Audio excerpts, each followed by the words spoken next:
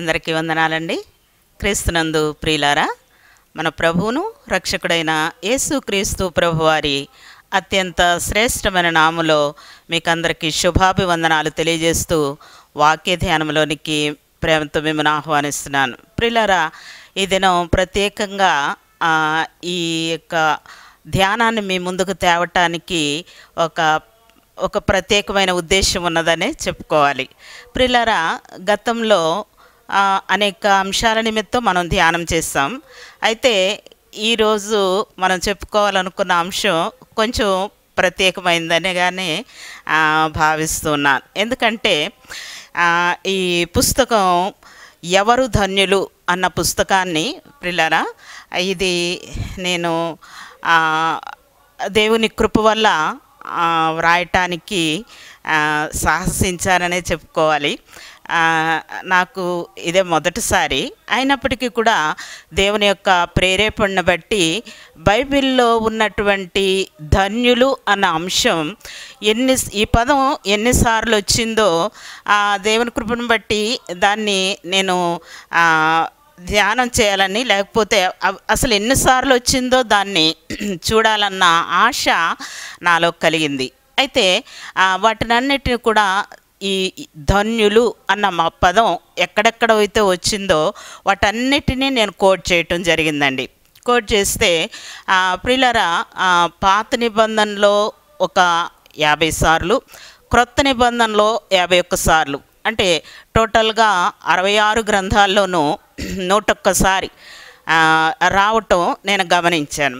అయితే ప్రియులారా, ఈ యొక్క 101 సారి వచ్చిన ఏ సందర్భాల్లో అయితే వచ్చిందో వాటన్నిటినీ నేను ఒక పుస్తకం రూపంలోకి తేవటానికి ప్రయత్నం చేశాను.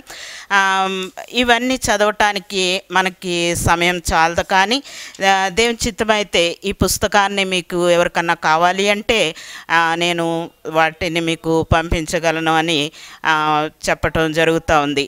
ఈ మొదటిగా ఈ పాత నిబంధనలో ఎన్నిసార్లు వచ్చింది ధన్యులు అన్న పదం మనకు బైబిల్లో చాలాసార్లు కనిపిస్తూ ఉంటుందండి. దేవుడు గద్దించు మనుష్యుడు ధన్యుడు, యెహోవా ధర్మశాస్త్రమును ఆనందించు దివారాత్రం దాన్ని ధ్యానించువాడు ధన్యుడు.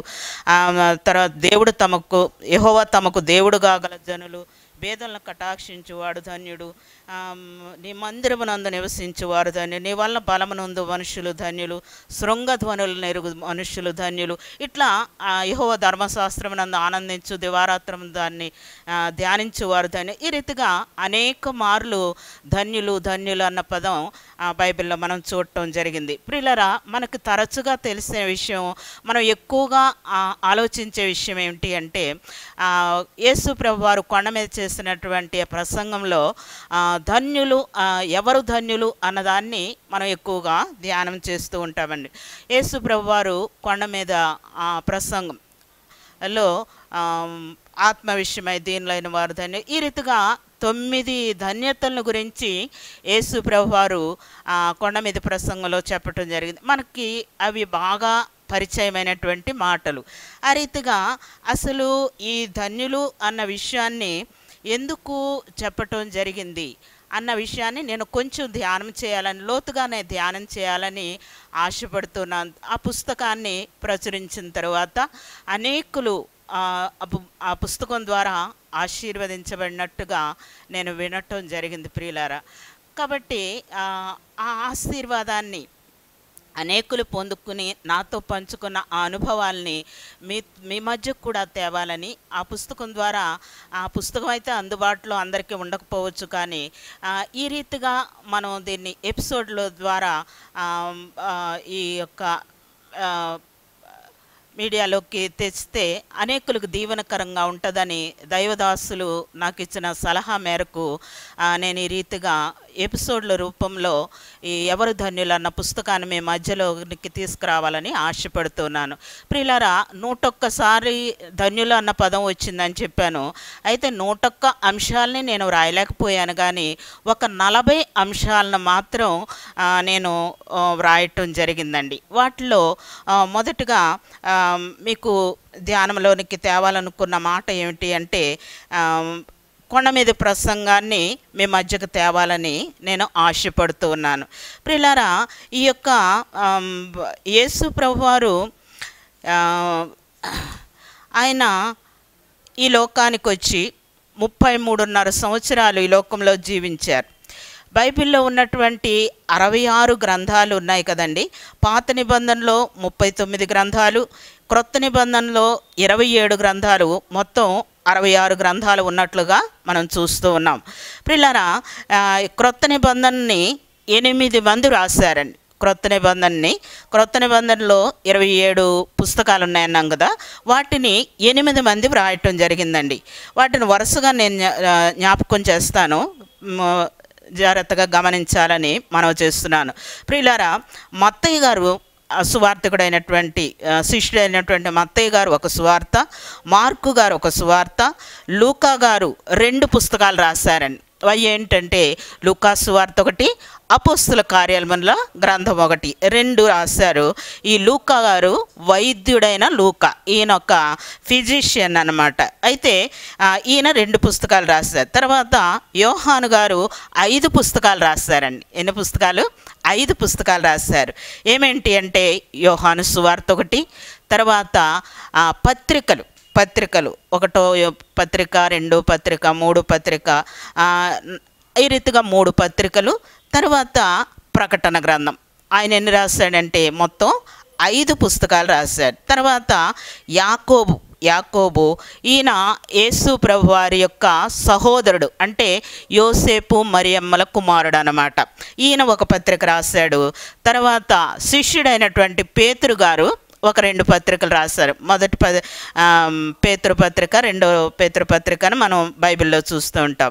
తర్వాత 7వ వ్యక్తి ఎవరు అంటే యూదా. ఈయన కూడా యోసేపు మరియమ్మల కుమారుడు. ఈయన యేసు ప్రభు వారికి సోదరుడు.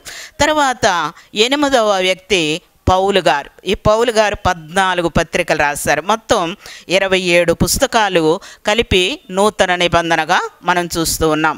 ఈ యొక్క నూతన నిబంధనలో ప్రియులారా, ఈ యొక్క యేసు ప్రభువారు కొండ మీద చేసినటువంటి ఈ ప్రసంగంలో ధన్యులు, ఎవరు ధన్యులు అన్న అంశాన్ని మనం ఇక్కడ చూస్తూ ఉన్నాం.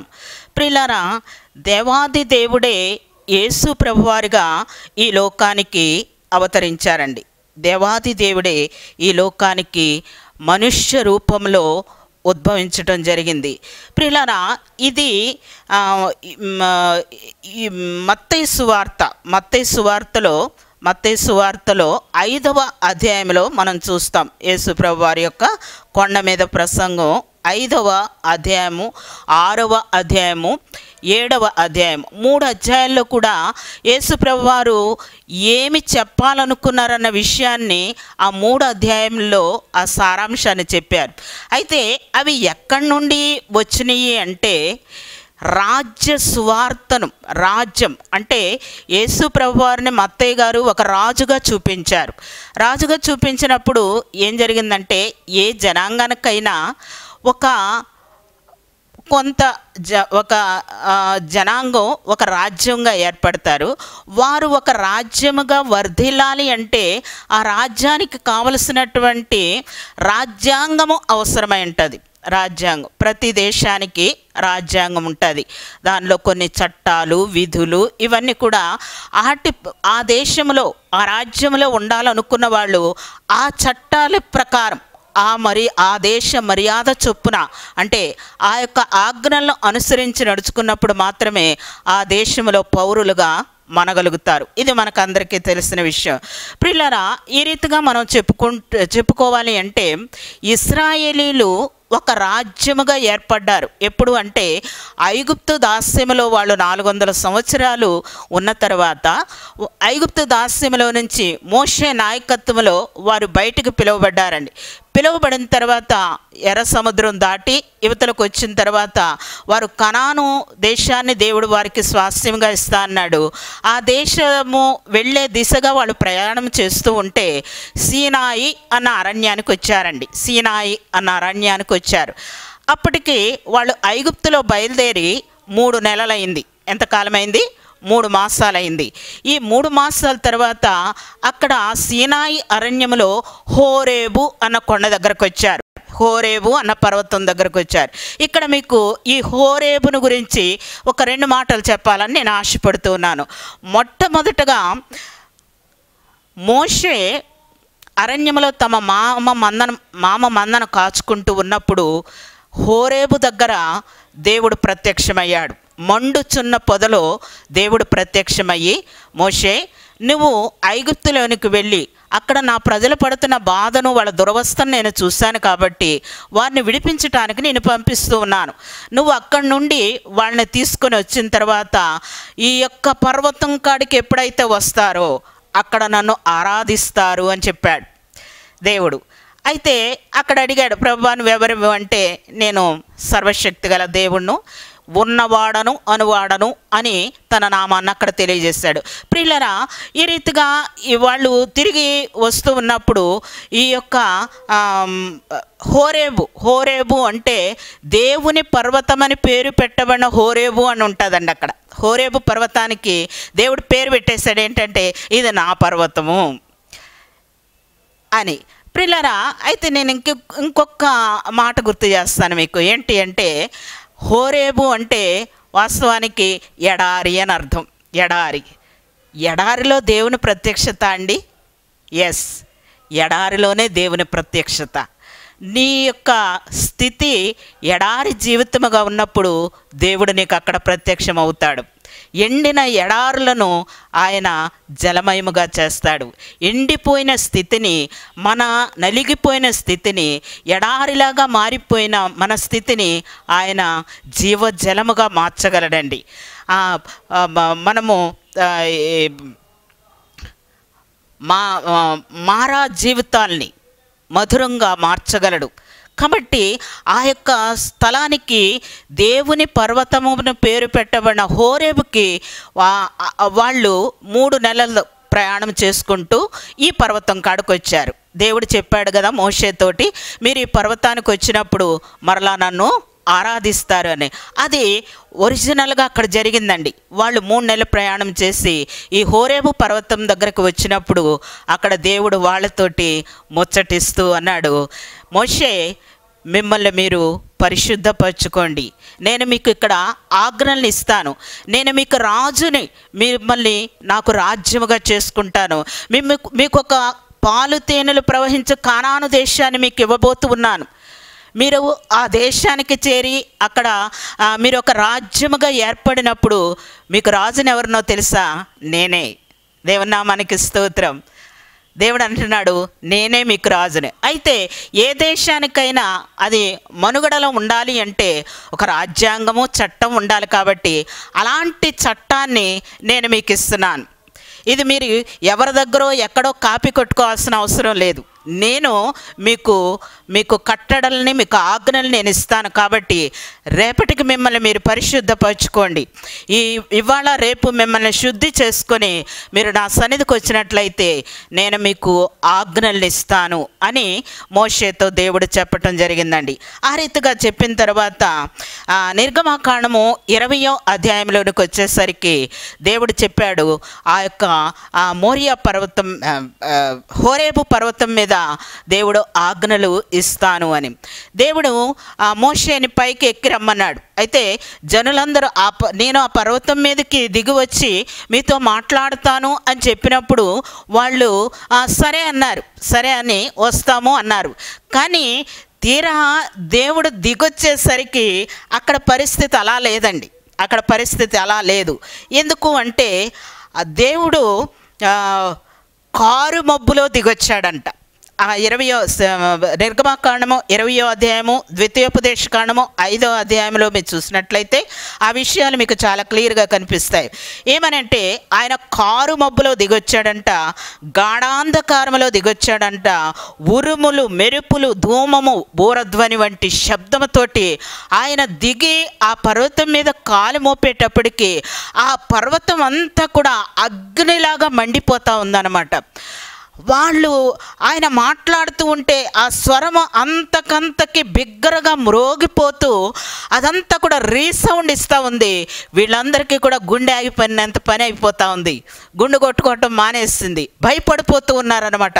భయపడిపోతున్న సమయంలో వాళ్ళు చెప్పారు, మోషే మేము తట్టుకోలేమయ్యా, మేము తట్టుకోలేము అని వాళ్ళు పారిపోవటం మొదలుపెట్టారండి. దేవుడైతే దగ్గరకు రండి, నేను మీతో మాట్లాడుతా. పాపం దేవుడికేమో వాళ్ళతో మధ్య నివాసం చేయాలని, వాళ్ళతో మాట్లాడాలని, ముచ్చటించాలని దేవుడైతే ఇష్టపడుతూ ఉన్నాడు. కానీ ఆయన దిగు వచ్చేసరికి ఎవరు కూడా తట్టుకోలేకపోయారండి. తట్టుకోలేక మోషే, నువ్వు దేవునికి మాకు మధ్యలో నిలబడు, నువ్వు దేవుడు నీకు ఏది చెప్తే మీరు మాకు అది చెప్పారనుకోండి, మేము యాజ్ ఇట్ ఈస్గా మీరు ఎలా అయితే చెప్పారో దేవుడు మీకు చెప్పింది మీరు మాతో చెప్పండి, మేము మీతో చెప్పండి, మీరు వెళ్ళి దేవుడికి చెప్పండి, కానీ దేవుణ్ణి ఎకాయికని కలుసుకునే ధైర్యం మాకు లేదండి అని వాళ్ళు మోషేతో అన్నప్పుడు దేవుడు ఆ మాటలు వింటాడు. విని సరేలే వాళ్ళు చెప్పింది కరెక్టేలే, వాళ్ళ మధ్యకు వస్తే వాళ్ళు తట్టుకోలేకపోతా ఉన్నారు, నువ్వు పైకి ఎక్కి రాని దేవుడు మోషేని ఆ యొక్క పర్వతం మీదకు పిలిచి దేవుడు తన స్వహస్తాలతో వ్రాసినటువంటి 10 ఆజ్ఞలు, దేవుడైతే 10 ఆజ్ఞలే కాదండి, ఇంకా చెప్తారు 10 ఆజ్ఞలు కాక 615 ఆజ్ఞలు ఉన్నాయి అని. వీళ్ళు 10 ఆజ్ఞలు చెప్పేటప్పటికే వీళ్ళకి గుండె ఆగిపోతుంది. మిగిలిన 615 ఆజ్ఞలు చెప్పేటప్పటికి ఒక్కళ్ళు నిలబడేటట్లు లేరు అక్కడ. అందుకని వాళ్ళని పంపించేసి అయితే ఈ 10 ఆజ్ఞల్ని ఆయన చెప్పటం జరిగింది. 2 రాతి పలకల మీద ఆయన స్వహస్తాలతో ఆయన చట్టాన్ని, ఆయన రాజ్యములో ఎవరైతే ఉంటారో ఆ యొక్క పౌరులు అనుసరించవలసినటువంటి ఆజ్ఞల్ని, చట్టాన్ని, ఆ యొక్క కట్టడల్ని దేవుడు తన స్వహస్తాలతో ఆ 2 రాతి పలకల మీద ఇటువైపు అటువైపు 2 వైపులా కూడా ఆ ఆజ్ఞలు రాయటం జరిగిందండి. ఆ రీతిగా రాసినప్పుడు అవి మనకు తెలిసిన విషయాలే. నేను తప్ప వేరొక దేవుడు నీకు ఉండకూడదు, దేవుని నామం వ్యర్థంగా ఉచ్చరించకూడదు, విశ్రాంతి దినాన్ని పరిశుద్ధంగా ఆచరించాలి, నీ తల్లిని తండ్రిని సన్మానించాలి, నరహత్య చేయకూడదు, వ్యభిచరించకూడదు, దొంగిలకూడదు, అబద్ధ సాక్ష్యం పలుకకూడదు, నీ పొరుగు వాని ఇల్లు ఆశించకూడదు, నీ పొరుగు వాని భార్యనైనను ఇంటినైనను ఆస్తినైనను దాసునైనను దేనిని కూడా పశువునైనా దేనిని కూడా ఆశించకూడదు, కూడదన్న ఆ మాటలు ఆ 10 ఆజ్ఞలలో ప్రియులారా నేను లెక్క పెట్టాను 12 సార్లు కనపడుతుందండి. ఎన్నిసార్లు? 12 సార్లు. కూడదు, అది చేయకూడదు, ఇది చేయకూడదు.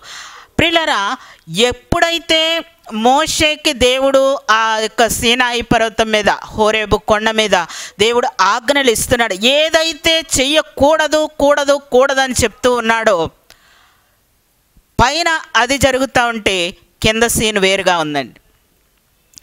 దేవుడు కూడదు అని చెప్తున్న ప్రతి అంశాన్ని కూడా ఇక్కడ వీళ్ళు జరిగించి చూపిస్తూ ఉన్నారు. సరే, 40 దినాలు అయిపోయింది. దేవుడు చూశాడు, మోషే ఇక్కడ మనం మాట్లాడుకుంటున్న విషయాలు ఏదైతే వాళ్ళు చెయ్యకూడదు అని నేను చెప్తున్నానో వాళ్ళు అదే చేస్తున్నారు.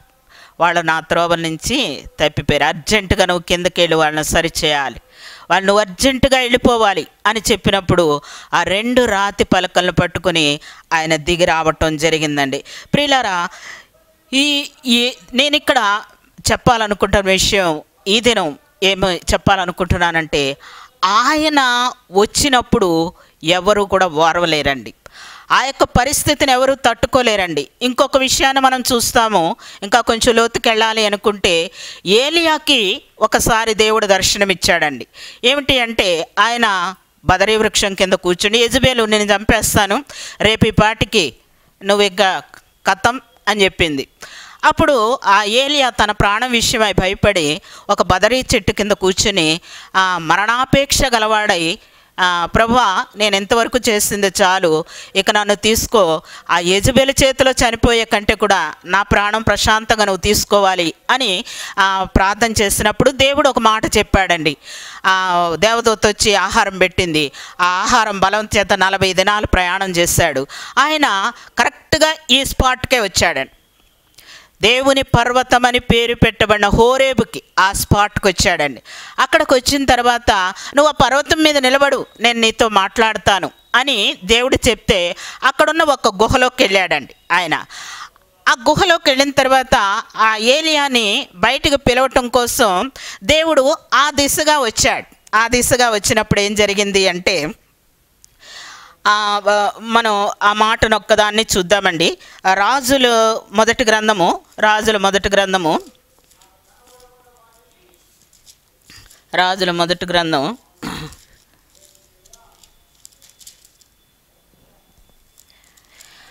19వ అధ్యాయాన్ని చూసినట్లయితే 19వ అధ్యాయము 11వ వచనం.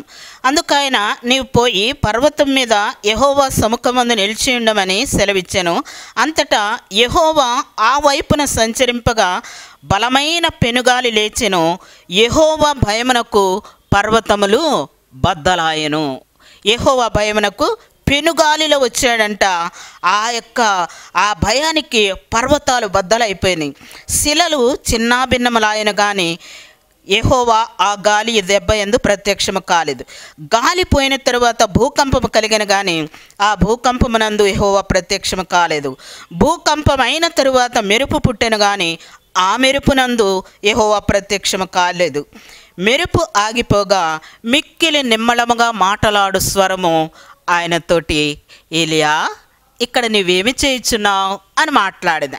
ప్రియులారా, నేను ఇక్కడ మీకు జ్ఞాపకం చేయాలనుకుంటున్న మాట ఏమిటి అంటే, దేవుడు ఆయన అక్కడికి వచ్చాడంతే. ఆయన అక్కడికి రాగానే ఆయన భయానికంట పర్వతాలు పళపళపళమని బద్దలైపోతూ ఉన్నాయంట. ఉరుములు, మెరుపులు, గాలి. ఇక్కడ మనం చూస్తాం నిర్గమాకాండంలో సేమ్ సిచ్యువేషను. అక్కడ ఉరుములు, మెరుపులు, ధూమము, బోరధ్వని వంటి శబ్దం. ఆయన మాట్లాడుతూ ఉంటే ఆ రీసౌండ్ వచ్చేస్తూ ఉంది.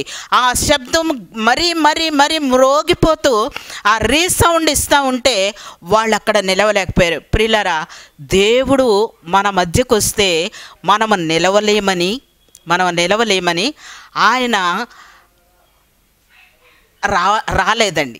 దేవుడు తన్ను తాను ఎలాగూ ప్రత్యక్షపరుచుకున్నాడు అంటే యేసయ్య రూపంలో తన మహిమనంతటిని ప్రక్కన పెట్టి, ఆయన రాజాది రాజు అయినప్పటికీ కూడా ఆయన మనల్ని ఒక రాజ్యముగాను తన వంశముగాను యాజకులుగా మనల్ని చేసుకున్నప్పటికీ కూడా ఆయన డైరెక్ట్గా వస్తే మనం తట్టుకోలేమని ఆయన తన మహిమనంతటిని విడిచిపెట్టి ఆయన రిక్తుడుగా ఈ లోకానికి వచ్చాడు.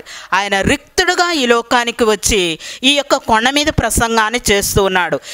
ఇప్పుడు మనం మత్తయి సువార్త 5వ అధ్యాయంలోనికి వచ్చినట్లయితే 5వ అధ్యాయంలో ఏమని ఉంటుంది అంటే, మత్తయి సువార్త 5వ అధ్యాయము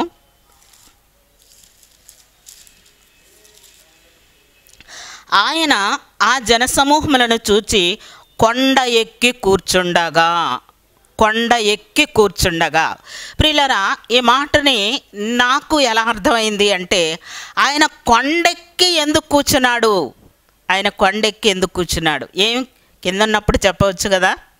లేదండి. ఆయన ఆజ్ఞలు అంత ఉన్నతమైనవి అని తెలియజేయటం కోసం ఆయన కొండెక్కాడు. ఆ మాటను స్పెసిఫిక్గా అక్కడ ఎందుకు రాస్తారు అన్నది నాకు ఇలా అర్థమైంది. ఆయన కొండ ఎక్కి ఆయన శాసనాలు, ఆయన ఆజ్ఞలు అంత ఉన్నతమైనవి. ఎందుకంటే నేను జ్ఞాపకం చేశాను, ఆయన తన స్వహస్తాలతో. ప్రియులారా, ఇక్కడ మనం ఈ మాటని మనం ఎందుకు ఇట్లా నొక్కి ఒక్కాణిస్తున్నామంటే, సమస్త సృష్టిని, భూమి ఆకాశాలను, సముద్రాన్ని, కొండలు, గుట్టలు, మెట్టలు, పక్షులు, సకల జాతి వృక్షాలు, వీటన్నిటిని కూడా మాటతోటి కలుగజేశాడు. కానీ ఆయన తన చట్టాన్ని తెలియచేయటానికి లేదా మనిషిని నిర్మించినప్పుడు ఆయన చేతులతో పనిచేశాడు. ఆ మనుషులకి ఒక చట్టాన్ని తెలియజేయటానికి ఆయన చేతులతోటి పనిచేశాడు. ఆయన స్వహస్తాలతో రాశాడు. అంత శ్రేష్టమైన ఆజ్ఞలయ్యి ఆయన 10 ఆజ్ఞలు ఆయన చేతితోటి రాశాడండి. ఒకసారి ఆ యొక్క మోషే ఆ పలకలను పగలగొట్టినప్పుడు మరలా తిరిగి నువ్వు రాసుకో అనలా మోషేని. లేకపోతే ఆయన కలుగును కాకంటే రాతి పలకల మీద ఆయన ఆజ్ఞలు వాటికి అవి పుట్టొచ్చేవండి, వస్తాయి. కానీ ఆయన అలా చేయలేదు. ఇంత రిస్క్ తీసుకోవటం ఎందుకు నేను అనుకోలేదు. ఆయన మరలా తిరిగి తన స్వహస్తాలతో రాసి, అంటే ఆ ఆజ్ఞలు అంత ఉన్నతమైనవి అని నాకు అర్థమవుతా ఉంది.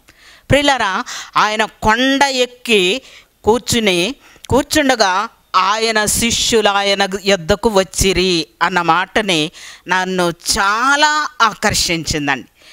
ఎందుకు అంటే అక్కడ దేవుడు వచ్చి మాట్లాడతానంటే వద్దు నువ్వు మాట్లాడితే మేము బ్రతకలేం, అసలు నువ్వు ఆ ఛాయలకు వస్తేనే మేము అక్కడ ఉండలేకపోతా ఉన్నాం, నీ స్వరాన్ని విన్నప్పుడు మాకు భయం వేస్తూ ఉంది, మేము ఉండలేం, నీ యొక్క స్వరానికి మేము తట్టుకోలేం, కొండలే పగిలిపోతూ ఉన్నాయి, ఆ మెరుపులకి ఆ ధ్వనికి ఉరుము వంటి శబ్దానికి మేము తాళుకోలేకపోతా ఉన్నాము, మేము నీ దగ్గరకు రాలేము అన్న జనులే ఇక్కడ ఈ యొక్క 5వ అధ్యాయంలోకి, మత్తయి సువార్త 5వ అధ్యాయంలోకి వచ్చేటప్పటికి ఆయన శిష్యులు ఆయన యొద్దకు వచ్చిరి.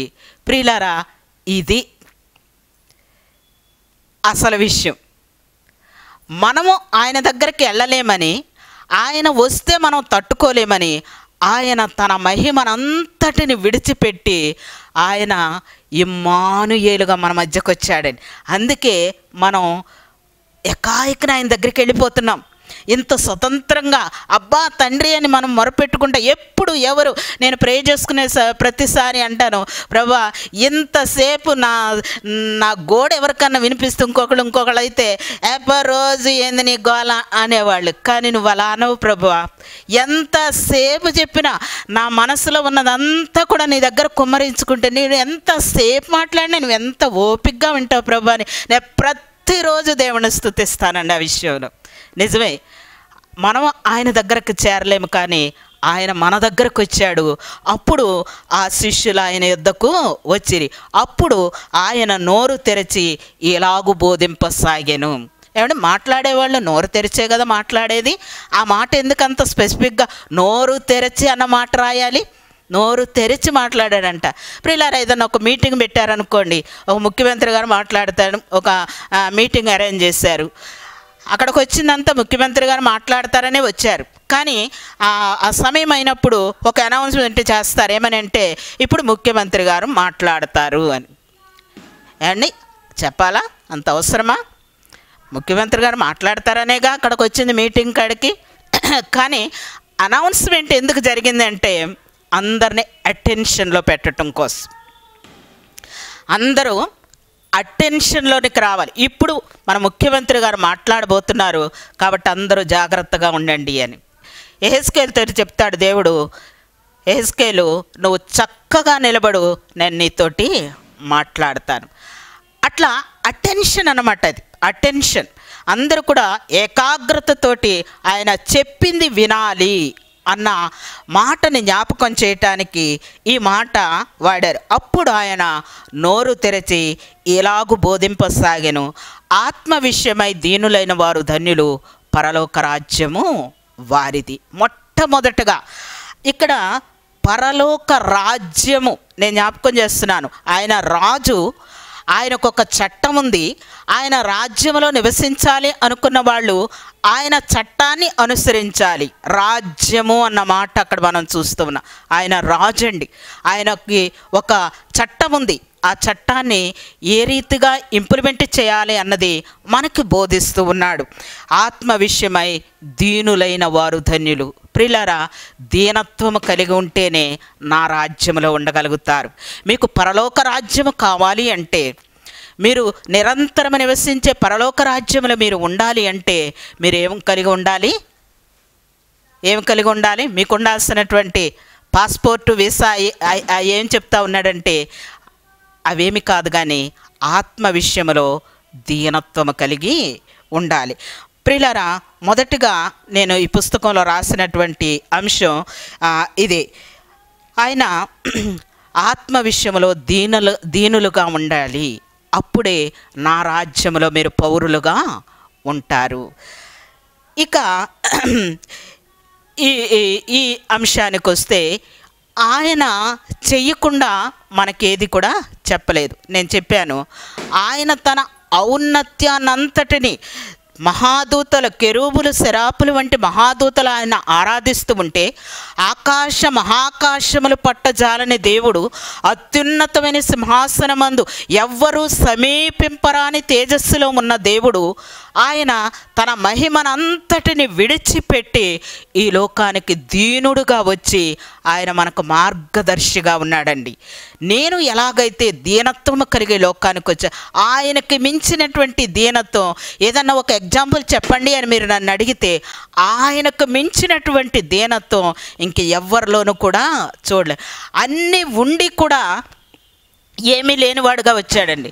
మనకి ఏమీ లేకపోయినా ఏమి లేదని చెప్పుకోవటానికి ఇష్టపడం మనం. కానీ ఆయన అన్నీ కలిగి ఉండి కూడా ఆయన దీనత్వం కలిగి ఈ లోకానికి వచ్చాడు. అది మనకు నేర్పిస్తూ ఉన్నాడండి. ఈ ధన్యతలు అన్న మాట మనం ఆలోచించినట్లయితే, ధన్యత అంటే ఏమిటి? అసలు ధన్యత అంటే ఆశీర్వాదం, అభివృద్ధి, ఇక ఇట్లా అనేకమైనటువంటి అర్థాలు మనం చెప్పుకోవచ్చండి. దీవెన, సుఖము, సౌభాగ్యం, భాగ్యం, అదృష్టం, ఇవన్నీ కూడా మనం పర్యాయ పదాలుగా చెప్పుకోవచ్చు. ఇవన్నీ మనకు కావాలనే అనుకుంటాం కదా. కానీ ఇవన్నీ మనం సంపాదించుకోవాలి అంటే మొట్టమొదటిగా దేవుని రాజ్యములో మనం ఆయన మొట్టమొదటి ఆజ్ఞ ఏమిటి అంటే దీనత్వము కలిగి ఉండాలి. జనరల్గా మనం ఏమనుకుంటాము అంటే ధన్యులు, గొప్పవారు, భాగ్యవంతులు, అదృష్టవంతులు వీళ్ళందరూ బాగా డబ్బు ఉన్నోళ్ళు, జ్ఞానం ఉన్నోళ్ళు ఇవన్నీ కలిగి ఉంటే అది గొప్ప భాగ్యం అని అనుకుంటాం. కానీ అవన్నీ ఉన్నోళ్ళకి ఈ ఆనందం, సంతోషం అన్నవి ఉండవండి. కానీ దేవుని కలిగి ఉంటే మనకు అవన్నీ కూడా దేవుడు ఇచ్చేదే ఆశీర్వాదము, అదే ధన్యత.